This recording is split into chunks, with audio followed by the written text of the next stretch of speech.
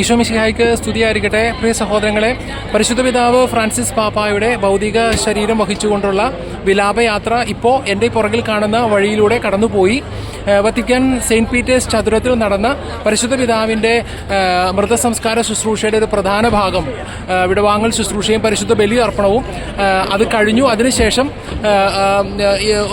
കർദിനാളന്മാരുടെയും മറ്റു വാഹനങ്ങളുടെയും മറ്റു അകമ്പടിയോടെ പോപ്പ് മൊബൈൽ എന്നറിയപ്പെടുന്ന സാധാരണ പരിശുദ്ധ പിതാവ് ജനങ്ങളെ സന്ദർശിക്കാനായിട്ട് വരുമ്പോൾ ഉപയോഗിക്കുന്ന ഒരു തുറന്ന ജീപ്പുണ്ട്, വെളുത്ത നിറത്തിലുള്ള.